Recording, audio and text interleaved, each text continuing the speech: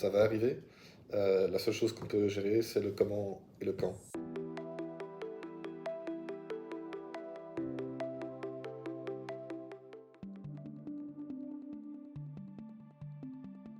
C'est toujours quelque chose qu'on avait voulu commencer. On ne savait juste pas par quel bout s'y prendre. On voyait énormément d'initiatives qui se faisaient sur le marché. On se demandait aussi quel était le niveau de maturité de la technologie. Il faut savoir qu'on se est 250 dans l'entreprise, mais on a un département IT d'une quinzaine de personnes. Donc il fallait aussi qu'on choisisse d'une bonne manière dans quoi on voulait se lancer. Il y a plein de technologies qui arrivent. L'intelligence artificielle était une des possibilités. Donc on a quand même décidé de faire une analyse, déjà juste de voir est-ce qu'il y a un return on investment possible, est-ce que la technologie est suffisamment mature pour qu'on puisse la mettre en œuvre. Et donc c'est pour ça qu'on a commencé avec un brainstorming avec Sagacify pour juste voir quelles étaient les opportunités qu'on avait au sein de l'entreprise.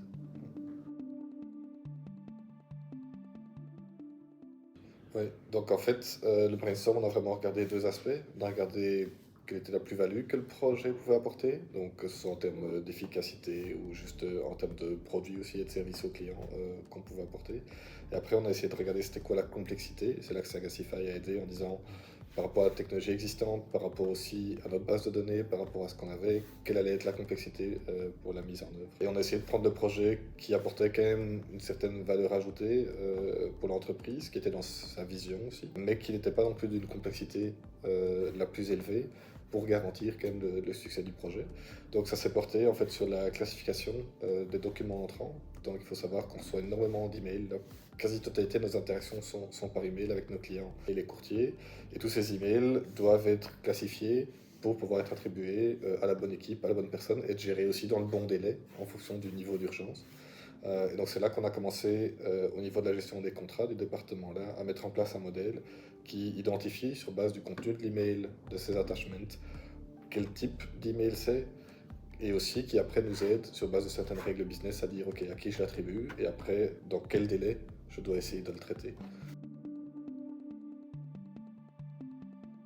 On a quand même la chance, on a un système informatique qui est là depuis assez longtemps.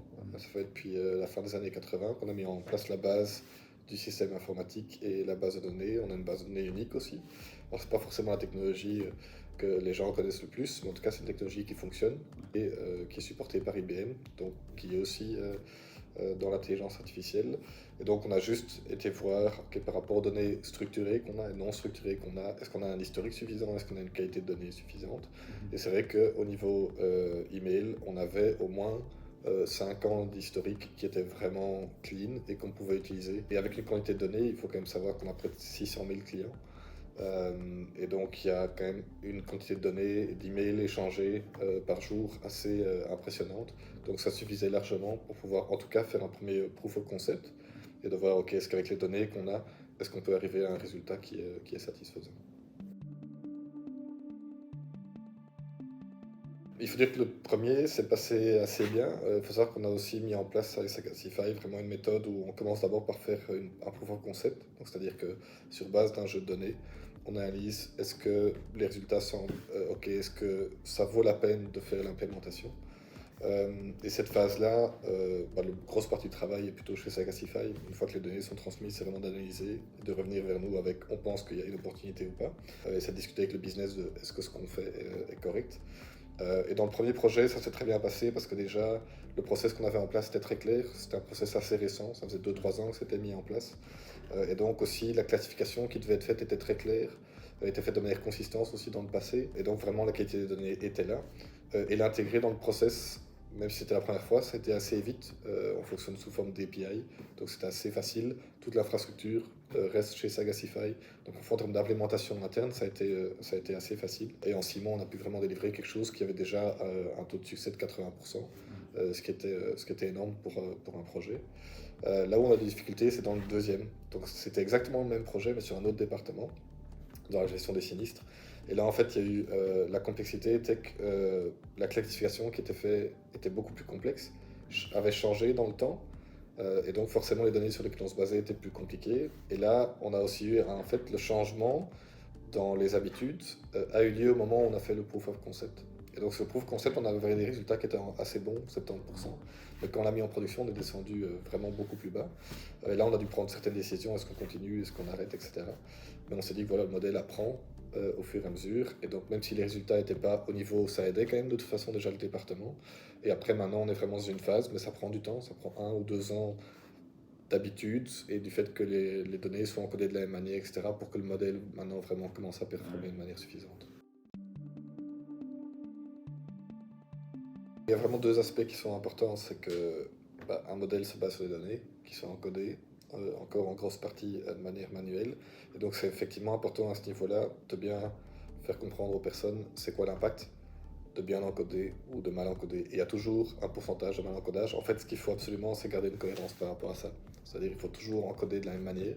Et c'est ça qui est complexe, c'est que par fonction des équipes, en fonction des personnes, on n'interprète pas les choses de la même manière. Et forcément, après, pour le modèle, alors c'est compliqué de dire c'est quoi la bonne interprétation. Et donc ça, il y a vraiment tout un trajet qui a été fait, une sensibilisation qui a été fait, c'est quoi les données importantes à mettre, etc., pour pouvoir entraîner un modèle. Et ça à travers tous les projets. Dès que c'est un projet qui vise à automatiser l'encodage, il faut que l'encodage de base soit relativement bien fait pour entraîner le modèle. Ensuite, il y a aussi le feedback à donner au modèle. Donc ça, on sensibilise aussi les personnes que quand il y a une erreur fournie par le modèle, il faut le dire. Et il y a des méthodes et des processus qui sont mis en place, automatisés, qui disent, voilà, il faut corriger ce que le modèle fait, parce que si vous ne corrigez pas, le modèle ne va jamais apprendre. Et alors après, il y a tout le changement du fait qu'un modèle d'intelligence artificielle, à partir du moment où c'est mis en place, ça fonctionne 24 heures sur 24. Et ça ne nécessite aucun humain derrière à faire fonctionner. Et forcément, ça remplace du coup le travail qui est fait par certaines personnes. Et là, le gros travail qu'il y a à faire, c'est d'identifier, ok, ce paquet de tâches, pourquoi est-ce qu'on veut s'en débarrasser? Et on veut s'en débarrasser parce qu'on pense que la valeur ajoutée, finalement, pour le client et le courtier est très faible. C'est-à-dire que encoder, que ce soit une facture ou une classification d'email, fondamentalement, le client et le courtier ne le voit pas. C'est pas une plus-value pour lui. La plus-value, par contre, c'est de pouvoir répondre rapidement au mail, c'est de pouvoir fournir une réponse, c'est de pouvoir répondre au téléphone, c'est d'avoir un contact client, un contact courtier, c'est de vraiment gérer le dossier qui est là ou gérer le contrat qui est là. Et c'est ça qu'on a essayé de faire, c'est de montrer qu'au fond, toutes ces tâches-là qui disparaissaient, ce temps-là pouvait être alloué à autre chose. Et ça peut aussi être alloué à de la formation, ça peut aussi être alloué à du développement personnel.